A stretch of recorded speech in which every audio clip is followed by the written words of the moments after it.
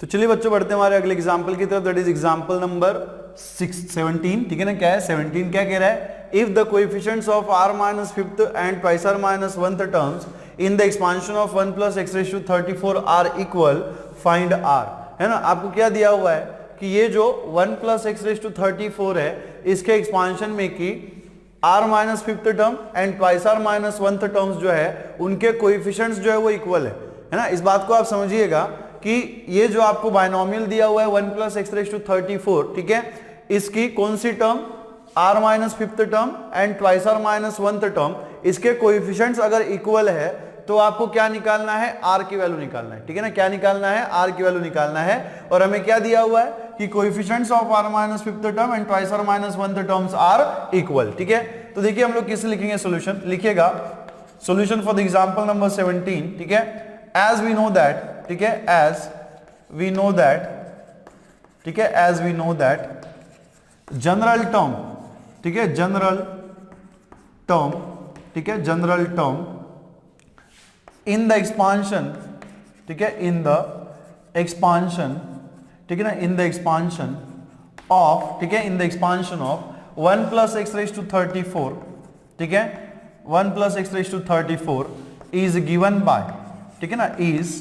Given by, देखो हम कैसे लिखते हैं, हमें ये बात बहुत अच्छे से पता है, हमने बहुत बार नोट भी की है कि अगर a plus b raise to n कोई बायनोमियल है तो इसकी जो जनरल टर्म होती है वो निकालने का तरीका क्या है, t r plus one is equals to क्या होता है, n c r multiplied by a raise to n minus r multiplied by b raise to r, है ना। अब देखिए हमारी केस में यहाँ पे a की वैल्यू कितनी है, 1 है, b की वैल्यू कितनी है, x है, और हमारा जो इंडेक्स है, ये जो बायनोमियल हमें दिया हुआ है उसका इंडेक्स जो है वो कितना है, 34 है। मतलब n की जगह पे हम 34 रखेंगे,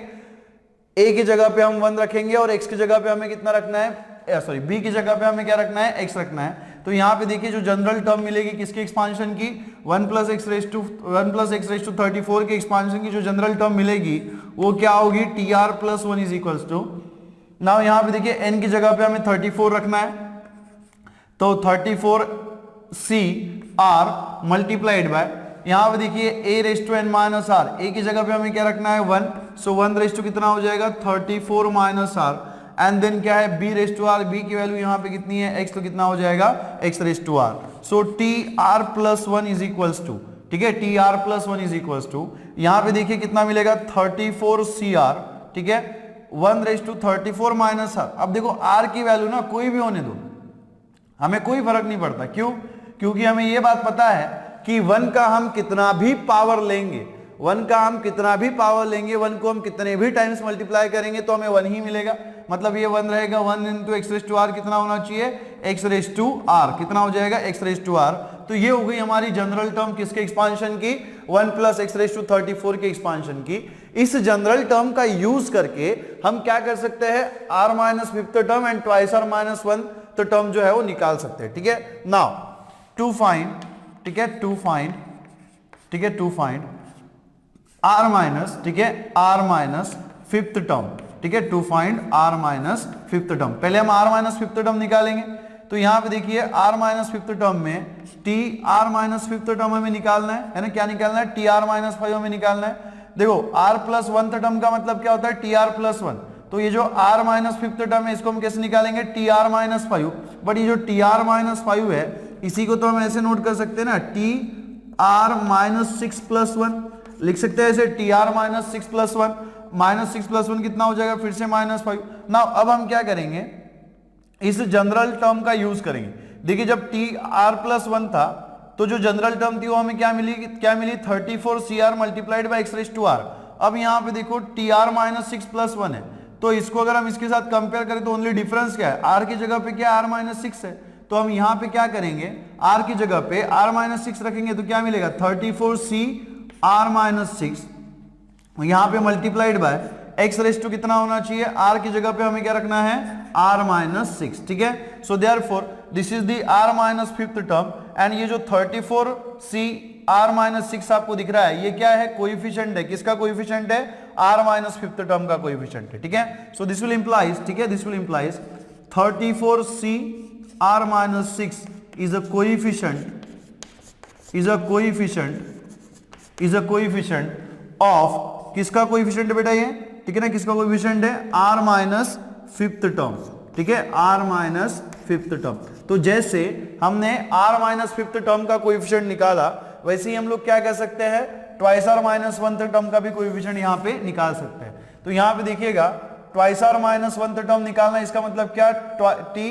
to r minus one. Now यहाँ पे देखिए ये जो t two r minus one है, इसी को हम क्या लिख सकते हैं, 2r minus two plus one लिख सकते हैं क्या हम ऐसे। यहाँ पे देखिए again minus two plus one कितना होता है बेटा, माइनस वन होता है। नाउ यहाँ पे आप समझिएगा कि इसी जनरल टर्म का हम फिर से यूज करने वाले हैं। The only difference is that यहाँ पे r था तो यहाँ पे कितना है, ट्वाइस r माइनस टू है। तो ये जो जनरल टर्म का हमें जनरल टर्म मिली है, इसमें हम क्या करेंगे, r की जगह पे अभी ट्वाइस r माइनस टू रखेंगे। तो यहाँ पे देखिए क्या मिलेगा आपको, 34c, ठीक है, 34c twice r minus two multiplied by कितना हो जाएगा यहाँ पे, x रेज टू, ठीक है, x रेज टू कितना होना चाहिए, ट्वाइस r माइनस टू, ठीक है, x raise to twice r minus two. So therefore, ठीक है, ये क्या है हमारी t r minus one term है, sorry t two r minus one term है। सो देयरफॉर ये जो कोएफिशिएंट आपको दिख रहा है 34c two r minus two is a coefficient, है ना, इज अ कोएफिशिएंट, ठीक है, इज अ कोएफिशिएंट ऑफ, ठीक है, इज अ कोएफिशिएंट ऑफ, किसका कोएफिशिएंट है, 2r माइनस वन टर्म, ठीक है, 2r minus one term. Now we have given that the coefficient of r minus fifth term and 2r minus one term are equal, है ना, ये जो दोनों coefficients है किसके, r माइनस फिफ्थ टर्म के and twice r minus one term के जो कोएफिशिएंट्स है वो कैसे इक्वल है। नाउ, ठीक है, now we have given that, ठीक है, वी हैव गिवन दैट, ठीक है, वी हैव गिवन दैट, क्या दिया हुआ है हमें यहाँ पे, 34c, ठीक है, 34c r माइनस सिक्स, ये किसके बराबर में है, that is 34c twice r minus to, 34c twice r minus to, ठीक है। सो ये जो दो कोएफिशिएंट्स थे किसके, r माइनस फिफ्थ टर्म के and twice r minus one term के, क्या दिए थे हमें, इक्वल दिए थे। Now what we have to find, we have to find the value of r। तो यहाँ पे देखिए r की वैल्यू हम कैसे निकालेंगे, देखिए हमारे पास ना एक फॉर्मूला है, दैट इज NCR जो है, ठीक है, if NCR is equals to, if, ठीक है, इफ NC, ठीक है, if NCR is equals to, ठीक है, NCP, अगर मान लो NCR is equals to NCP है, तो इसी का मतलब क्या होता है, आइदर, ठीक है, either R is equals to P होगा, एक तो जो है वो R is equals to P होगा, मतलब number of object selected from the n different object is same, ठीक है। तो इसमें से हमने क्या किया, n में से r ऑब्जेक्ट सिलेक्ट किया और इसमें से हमने क्या किया, n में से p ऑब्जेक्ट सिलेक्ट किए, मतलब जो नंबर ऑफ ऑब्जेक्ट हमने सिलेक्ट किए थे वो कैसे सेम है, मतलब r is equals to p है। और इसी का मतलब ये भी होता है कि r is equals to n minus p। अब ये कैसे हुआ, r is equals to n minus p कैसे हुआ, तो यहाँ पे देखो एक तो r is equals to p आपने नोट कर लिया था, लेकिन आपको ये बात भी यहाँ पे पता होनी चाहिए कि NCP जो है वो किसके बराबर में होता है, NC n माइनस p। क्यों, क्योंकि हमें ये बात पता है कि number of object selected from the n different object is same as the number of object rejected at the same time, है ना। तो अगर आपने n में से p ऑब्जेक्ट सिलेक्ट किए तो एट द सेम टाइम आपने क्या किया, n में से n माइनस p ऑब्जेक्ट को रिजेक्ट भी तो किया ना। इसका मतलब क्या है कि this p is equal to क्या होता है, n माइनस p। तो यहाँ पे देखो इसी का मतलब क्या होगा, एक तो r is equal to p होगा, या तो फिर अदरवाइज क्या होना चाहिए, p का ही वैल्यू कितना होता है, n माइनस p, मतलब या तो इसी का मतलब क्या हो जाएगा, r is equal to n minus p। बात समझ में आ रही है। देखिएगा कि यहाँ पे NCR इज इक्वल टू हमने NCP किया, तो यहाँ पे r का मतलब क्या होता है, नंबर ऑफ ऑब्जेक्ट सिलेक्टेड। तो यहाँ पे r ऑब्जेक्ट सिलेक्ट किया, यहाँ पे p ऑब्जेक्ट सिलेक्ट किया, दोनों के बीच में क्या इक्वल है, मतलब r is equal to p हो सकता है, या तो फिर क्या हो सकता है, r is equal to n minus p। क्यों ऐसा हुआ, क्योंकि हमें पता है कि ये जो NCP है ना, NCP ये किसके बराबर में होता है, NCP को आप क्या लिख सकते हो, NC n माइनस p, मतलब number of object different object selected from the n object is same as the number of object rejected, ठीक है। तो यहाँ पे आप लिख सकते हैं ना, यहाँ पे आप लिख लेना ऐसे, p is equals to n minus p, तो आपको क्लियरली समझ में आएगा कि p की ही जगह पे मैं क्या रख सकता हूँ, n माइनस p रख सकता हूँ, ठीक है। तो अगर इस फैक्ट का हमने यहाँ पे यूज किया, अगर इस फैक्ट का अगर हमने यहाँ पे यूज किया, तो यहाँ पे देखिएगा, यहाँ पे n की जगह पे आपको 34 दिख रहा है, यहाँ पे r की जगह पे क्या है, r माइनस सिक्स है, और यहाँ पे r की जगह पे क्या है, ट्वाइस r माइनस टू है। तो इसी को आप क्या लिख सकते हो, आइदर, ठीक है, either r minus 6 is equal to कितना हो जाएगा, ट्वाइस r माइनस 2,